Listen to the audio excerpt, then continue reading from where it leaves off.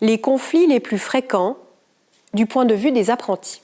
Les apprentis pensent que les conflits sont surtout provoqués par leurs professeurs et formateurs, par des tâches confiées sans rapport avec leur formation, par le stress, par l'exigence du résultat et les conflits relatifs aux heures supplémentaires.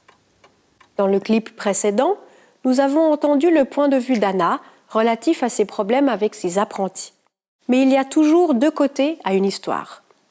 En effet, Tim et Sophia nous en donnent une version légèrement différente.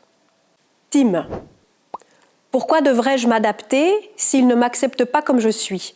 Je ne suis pas comme eux, et s'ils me forcent à enlever mes piercings, je vais partir. Sophia. Je suis vraiment motivée pour travailler ici et je veux évoluer vers une fonction supérieure, quel qu'en soit le prix. Je ne veux pas que les autres s'aperçoivent que je ne suis pas à l'aise sur tous les sujets. Je ne peux pas demander à Anna non plus, elle est toujours occupée. Et je ne veux pas passer pour une sotte, et mon formateur, Monsieur Adam, ne m'aide pas du tout. Quand je lui demande quelque chose, il me donne encore plus de tâches ennuyeuses. Pourquoi devrais-je effectuer des tâches qui n'ont aucun rapport avec mon travail? Au cours de leur apprentissage, les jeunes se plaignent d'un certain nombre de problèmes qui provoquent souvent des conflits avec leurs formateurs. Souvent, ces problèmes surgissent quel que soit le secteur d'activité. Selon des enquêtes récentes, le stress du stagiaire sur le lieu de travail est devenu une préoccupation majeure au cours des dernières années. Cela est particulièrement vrai pour des apprentis travaillant dans les petites entreprises.